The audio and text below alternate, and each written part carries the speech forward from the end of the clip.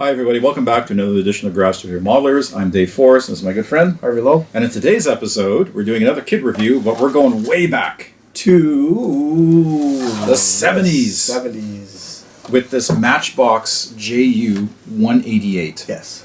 Now, we were just talking before we got on camera here. So this kit for me, this is Harvey's kit, but this kit for me brings back a lot of memories of my childhood.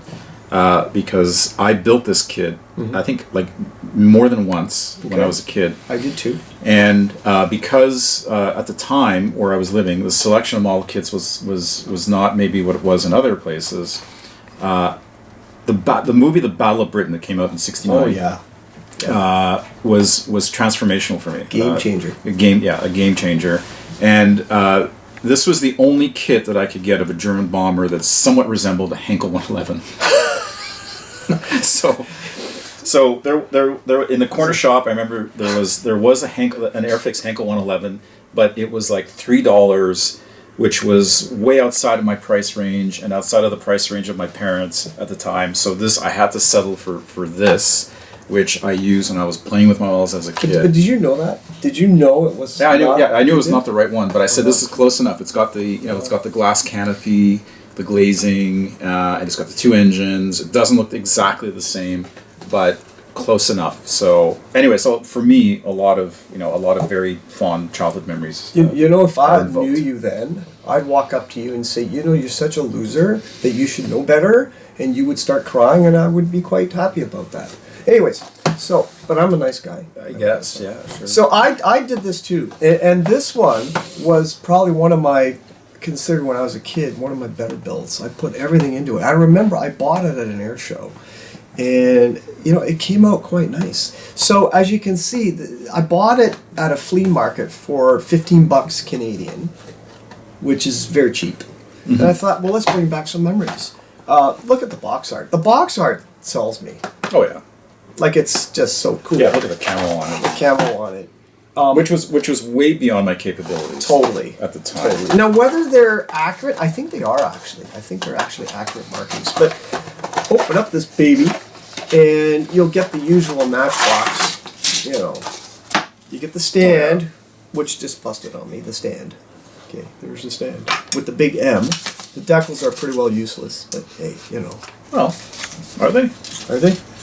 I'd get new ones. But I would too, but you might. I don't know. Well, these are actually really thin. They are, aren't they? Yeah. And there's your. They don't disintegrate. Now, when you built yours, did you paint it or did you just leave it in these colors? I think the first one I built, I left in those colors. The second one I built, I painted. But it was just like a olive green. Double loser. Anyways. Yeah. So look at the glass. It's still over these years. It's thick. Very heavy panel detailing, but for the shape, it's not bad. Yeah. No, this looks small to me. It does. It does a bit. I haven't measured it. But this is 70. This 72. is 76. 70. Is it 76 or 72? It says 72. Does it? What does it say? It does say 72. Yeah, it says 72. Oh, don't forget, you can't lose this. This is to protect the wax paper decals. to protect the. And I haven't measured it. It's very simple. You can see the cockpit is very simple. You know what? Like you say, it's a weird, your term, palette cleanser. If you just want to build something to bring back memories. Yeah. Does somebody else have a 188? Yeah. Huskawa does one, I believe, in 72nd. But if you have this, don't throw it out. I mean, okay. Look at the panel lines are like thick Grand Canyon. But they're panel lines. But they're panel lines. They're not raised. They're not raised. Yep. Some decent. So for its time. Look at this. Look at the nacelle. Look, it's not bad molded that way. No, and you could do something with this. You could. Now, on these, did you know, Dave, there's a company. And again, I'm not raising the company because I don't work for them and we decided not to do that. But in this case, I got to mention them because they Kit Mask is the company. Mask with an X at the end. And they do masks for older kits. Oh, I see. You see? Now, I'm not aware of any modern company that does masks for older kits like Matchbox. I'm not aware. I could be corrected. And I'm not out here just to promote Kit Mask. But I've ordered some stuff from Kit Mask. They do a lot of sets for Matchbox, an old Airfix. So it's kind of filling in that niche because it's pretty hard to hand paint this. So just a shout out to them. Thanks for doing that, and I've ordered a few things from them. Nice. So just a tip, but weird colors. I'd paint it, but It's funny. Like going back to the Mask X or Mask or whatever they're Mask with an X. Kit Mask. Kit Mask. Yeah. I think as we kind of age out, this generation of modelers, like this is something. I mean, this is something that has a lot of fond memories from it does for me, and that's why I bought it. So I think you're seeing a bit of a resurgence in these older kits, and it's nice that there's some help out there in terms of masks and maybe even some aftermarket parts. But there's certainly there's no shortage of if you wanted to detail this up, there's no shortage of sets. And so whatnot here it is, Kit Mask. See, Kit okay. Mask, and again, I just have to mention them because I don't think there's another company that produces masks for old Matchbox kits. Interesting. So it's here. Oh, here are the instructions. Just quickly going. They're typical 1970s Matchbox. Oh, look at that, eh? Right. 8 steps and you've got a bomber. No cockpit detail. But do you see much? Yeah. I'm probably just going to build it out of box. I will do it. Yeah, and you could do that and just focus on the painting. And the finish. Replace the decals and do some markings.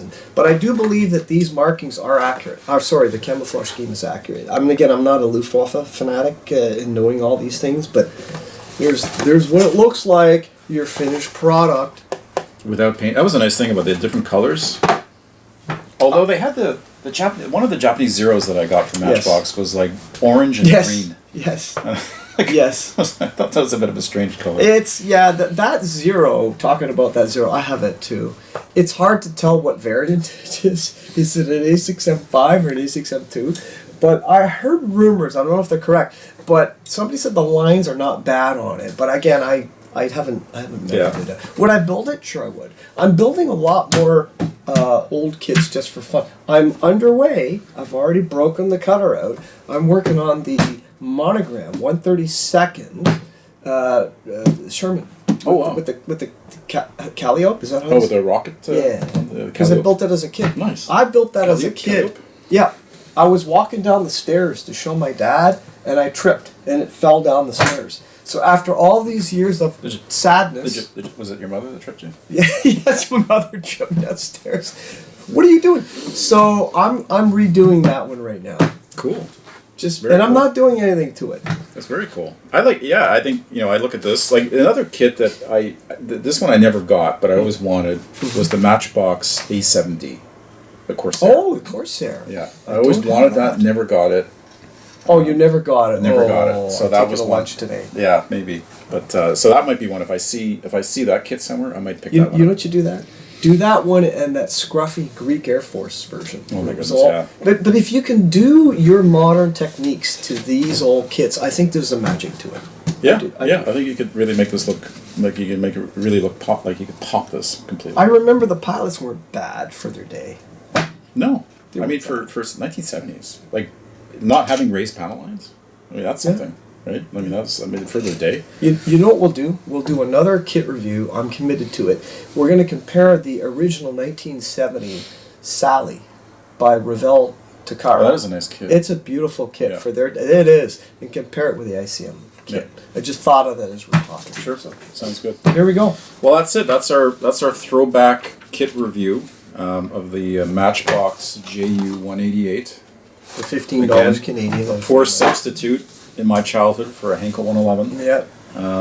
But certainly brings back a lot of memories. So there you go.